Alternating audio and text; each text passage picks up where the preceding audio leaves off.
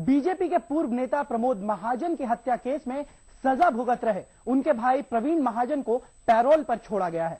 उन्हें पत्नी सारंगी महाजन की तबीयत खराब होने की वजह से पैरोल पर छोड़ा गया है।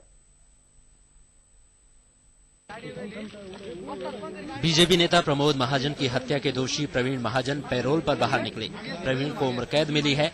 43 महीने बाद नासिक सेंट्रल जेल से बाहर आने के बाद प्रवीण महाजन कुछ भावुक नजर आए। ये मेरे जीवन की कहानी है।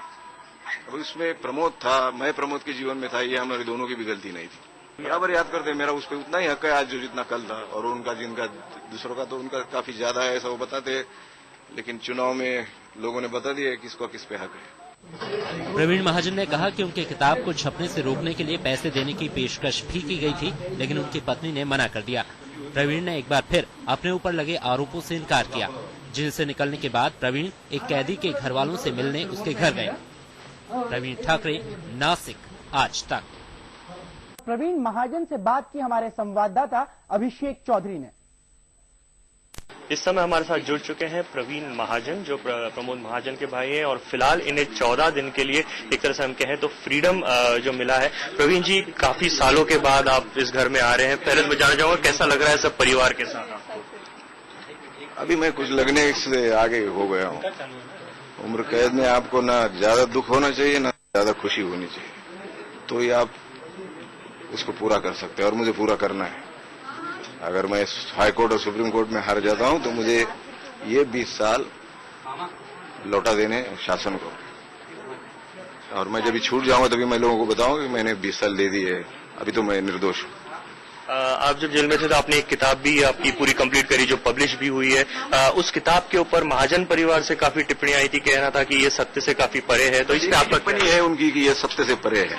वो सत्य से कैसे परे है, ये टिप्पणी उन्होंने नहीं की जो मैंने पेपर जेल में पढ़े। तो उन्होंने तो पॉइंट बाय पॉइंट उसको बता देना चाहिए था कि भाई ये गलत है, ये आदमी कैसा गलत है, ये ऐसा है। लोग क्या भरोसा करते हुए। देखो, ये मेरे जीवन की कहानी है। अब उसमें प्रमोद था, मैं प्रमोद के जीवन में था, ये हमारे दोनों की भी गलती नहीं थी।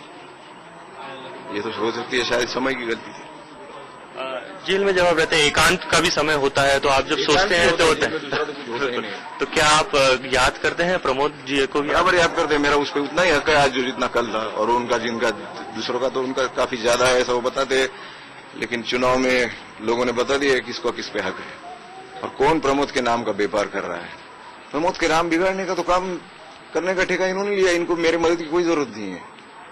चुनाव के आखिरी दौर में 2-3 दिन में जो प्रमोद का फोटो छाप के प्रमोद महाजन का सपना साकार करने के लिए ये इनको वोट दो, तो करीबन 1 लाख वोट लोगों ने तो नकार दिया है। अगर आप बाकी सबके वोट पकड़े तो वो क्या था सपना, लोगों को पता नहीं था, या तो पता था उनको मंजूर नहीं था। ये तो आपको सोचना है, मैं तो ऐसा सोचता हूँ। मेरा आखिरी सवाल कि अगर ऐसा हो सके किसी तरह से कि आप घड़ी के कांटे पीछे ले जाए, तो आपको लगता है कि 2006 के उस हादसे के पहले आप जाना चाहेंगे? सोचने से क्या होता है,